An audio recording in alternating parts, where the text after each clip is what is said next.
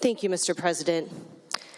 To say that this bill is a culmination of so many elements of my own personal life to be here today is an understatement. When I was a little girl, Mr. President, I remember being in first grade, and it was had a task in class to bring in an article in the newspaper to share. And one of my fellow students brought in one about the hole in the ozone layer, and that it was products like styrofoam and deforestation of our South American neighbors that was leading to a lot of the degradation of that most important layer that protects us from the sun. Mr. President, over those many years while I was growing up, boycotting businesses like McDonald's, which for an 8-year-old kid is a big deal because Happy Meals are like the gold standard, right? But for me, it was important because I wanted to make sure that even at that young age, and I didn't realize what it meant, but that my purchasing power was saying something to that corporation. And eventually McDonald's did stop using styrofoam because there was enough public pressure at a certain point. Mr. President, I went on to serve on my city council, and during that period of time, as a council member, I served on the subcommittee for the Public Works. And what happened to us at that point was that we had been furnishing recycling to our citizens for a very long time, but then we weren't allowed to ship it overseas anymore. They told us they didn't want our trash. And frankly, Mr. President, we didn't know if any of those materials were getting recycled at all. Now, Mr. President, we have a system that doesn't serve all Washingtonians. We still have nearly 20% of our residents that don't have access to recycling at all. And this bill seeks to solve that problem. And it solves that problem by holding companies accountable for the trash that they create and ensuring that we do in fact have responsible end markets where those commodities are being turned into new products that we can then buy to all those everyday items we need in our homes. We also need consistency for Washingtonians, Mr. President, because what I can put in my bin in Anacortes is not the same as what Senator Peterson can put in his bin in Seattle, and it's definitely not the same as what somebody in Omak would be able to put into their bin if they have a bin at all. And this is going to expand it to 500,000 Washington households. So if you get curbside waste collection now and you don't have recycling, you will start to have recycling. And this is especially important for folks in our rural areas where it's been very difficult to get these services deployed, and for our multifamily residents, which really speaks to some class issues around the gentrification of our communities and not being able to provide services in places that can't afford it.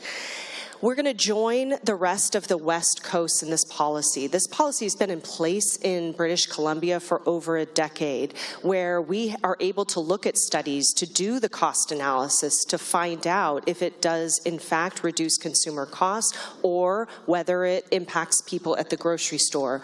And the good news is the data that is coming in is painting a picture of cost savings for households.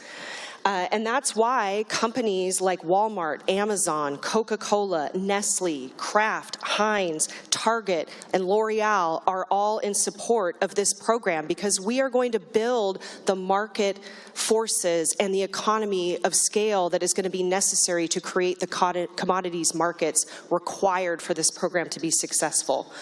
And, Mr. President, we're going to do a robust needs assessment. Where do we have trucks? Where do we have MRFs? Where do we have solid waste collection facilities where people can take their products right now, to make sure that we're building out the program in a responsible manner that meets people's needs? This is going to be a benefit to local governments, Mr. President, because we're going to make sure that we're taking one of their costs off their budget. Over time, this program is going to cover 90% of the cost of recycling. This is going to free up resources for them to hire officers for public safety and pave their roads. It's going to create quality jobs across Washington and help our waste haulers expand their businesses and help them make the investments necessary to do so. And importantly, Mr. President, we worked on making sure that we had de minimis exemptions for our agricultural producers in Washington state and our forest products to make sure our rural areas remain economically viable and that our farms remain competitive in a global market. I'm really excited as well, Mr. President, about the environmental justice provisions in this bill. For one thing, our tribal partners are able to opt in. Many tribes do not have recycling services on their reservation, and those that do pay out of pocket to do so, and now we'll be able to expand that to those places as well. And additionally, we'll have a robust education and communication strategy that keeps our environmental justice provisions, because we know we need to meet community where they are, have trusted messengers in diverse communities to ensure that we are empowering people to be part of the solution. And all of this to say, Mr. President, is that we are creating the change we need to see in our communities. As a parent, I know that our children, what I hear from my own kids, what I hear from other people's kids, is that they think many of the adults in their lives are failing them when it comes to climate change. They're worried that they are going to be left with a planet that has dirty air and dirty water and too much waste. And we are charting a bold path forward to make sure that companies are accountable, that local governments are reducing their costs, that ratepayers are seeing the benefit of these savings, and that we are leaving a world that our children and our children's children can be proud of. I hope you will join me in voting for this important legislation today.